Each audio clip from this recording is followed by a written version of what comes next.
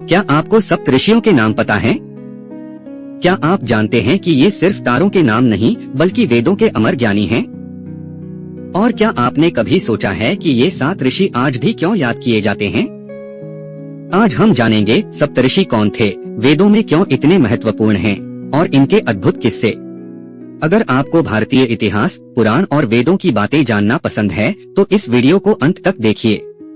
और अगर अच्छा लगे तो लाइक कीजिए, शेयर कीजिए और हमारे चैनल को सब्सक्राइब करके घंटी का बटन दबाइए ताकि अगली बार भी ज्ञान की ये ज्योति आप तक पहुंचती रहे। सप्तऋषि कौन हैं? सप्त का मतलब 7 और ऋषि का मतलब वो महाज्ञानी जिन्होंने वेदों के मंत्र देखे और उनका ज्ञान पूरी मानव जाति को दिया। वेदों में ऋषि सिर्फ साधु नहीं बल्कि मंत्रद्रष्टा हैं, जिन्होंने सत्य को प्रत्यक्ष अनुभव किया और उसे शब्दों में पिरोया।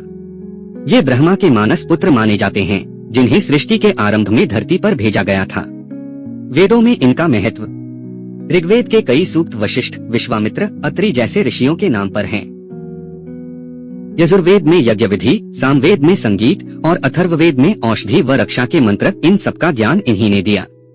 ये धर्म, समाज और विज्ञान तीनों के आधार स्तंभ हैं। आज भी भारतीय परिवारों के गोत्र इन्हीं ऋषियों से जुड़े होते हैं। वर्तमान मनवंतर के सप्तऋषि, क्या आपको इनके नाम पता हैं? अगर नहीं तो सुनिए।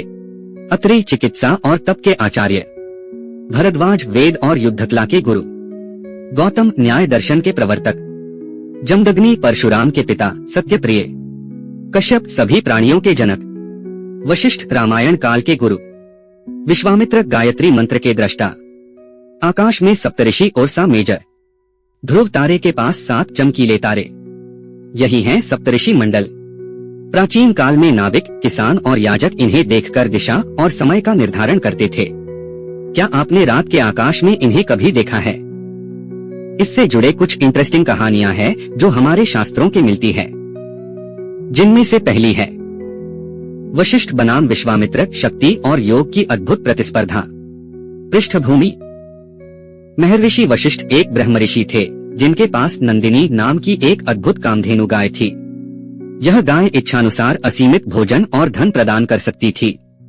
विश्वामित्र उस समय एक शक्तिशाली राजा थे जिन्हें नंदिनी चाहिए थी ताकि उनका राज्य और भी समृद्ध हो जाए।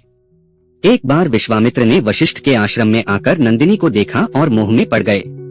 उन्होंने बलपूर्वक गाय को लेने का प्रयास किया, लेकिन वशिष्ठ ने शांत भाव से मना कर दिया। राजा के सैनिक नंदिनी को ले जाने लगे तो वशिष्ठ ने अपनी योग शक्ति से नंदिनी को आदेश दिया, हेमा, इन्हें रोक दो। नंदिनी ने हजारों योद्धाओं को उत्पन्न कर विश्वामित्र की सेना को परास्त कर दिया। विश्वामित्र को समझ आया कि योग और तप की शक्ति राजा के भौतिक बल से कहीं अधिक है। वे अपना राजपाट छोड़ तपस्या करने लगे और अंततः एक क्षत्रिय से ब्रह्मर्षि बने। दूसरी कहानी है जमदग्नि और परशुराम की। परशुराम का 21 बार क्षत्रियों का सहार। जमदग्नि ऋषि के पुत्र परशुराम भगवान विष्णु के 6ठे अवतार थे। उनका जन्म क्षत्रियों के अत्याचार को समाप्त करने के लिए हुआ था। जमदग्नि के पास भी कामधेनु थी, जिसे देखकर एक क्षत्रिय राजा कार्तवीर्य अर्जुन लालच में पड़ गया। कार्तवीर्य अर्जुन ने बलपूर्वक कामधेनु को छीन लिया और जब जमदग्नि ने विरोध किया तो उसे मार डाला। जब परशुराम को यह समाचार मिला तो उनका क्रोध असहनीय हो गया। उन्होंने अपनी फरसा उठाई और कार्तवीर्य अर्जुन को युद्ध में मार गिराया। लेकिन परशुराम का रोष यही नहीं थमा। उन्होंने संकल्प लिया कि क्षत्रियों के अहंकार और अत्याचार को मिटाने के लिए वे धरती को 21 बार क्षत्रिय शून्य कर देंगे। परशुराम ने अपने वचन को निभाया, 21 बार क्षत्रियों का संहार किया और अंत में तपस्या में लीन हो गए। तीसरी कहानी है कश्यप की संतानें, देव, दानव, सर्प, पक्षी की उत्पत्ति कैसे हुई। कहा जाता है महर्षि कश्यप प्रजापति थे और सृष्टि के विस्तार में उनकी भूमिका बहुत बड़ी थी। उन्होंने कई पत्नियां की, जिनमें अदिति, दिति, विंता, कद्रु आदि प्रमुख थीं। कहानी, अदिति से आदित्य देवता उत्पन्न हुए, जैसे इंद्र, वरुण, मित्र आदि। दिति से दैत्य असुर उत्पन्न हुए, जैसे हिरण्यकशिपु, हिरण्याक्ष आदि। दनु से दानव उत्पन्न हुए, जैसे कालनेमी, विप्रचित्ति आदि। विंता से गरुड़ और अरुण, सूर्य के सारथी, का जन्म हुआ। कद्रु से नागवंश की उत्पत्ति हुई, जैसे वासुकी, तक्षक, अनंत आदि। इस तरह महर्षि कश्यप की संतानों में देव और दानव, सर्प और पक्षी सभी आए, जिससे सृष्टि में विविधता और संतुलन बना। तो ये थी सप्तऋषियों की अद्भुत कहानी, जो सिर्फ तारों में नहीं बल्कि हमारे इतिहास, संस्कृति और अस्तित्व में बसे हैं। अब आपकी बारी। आपके अनुसार सप्तऋषियों में सबसे महान कौन थे?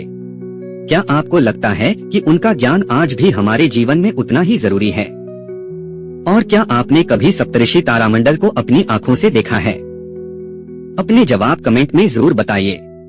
अगर आपको ये वीडियो अच्छी लगी हो तो लाइक कीजिए, शेयर कीजिए और चैनल को सब्सक्राइब करके घंटी का बटन दबाना मत भूलिए, क्योंकि अगली बार हम आपके लिए इतिहास और वेदों की ऐसी ही अद्भुत कहानियां लेकर आएंगे। धन्यवाद।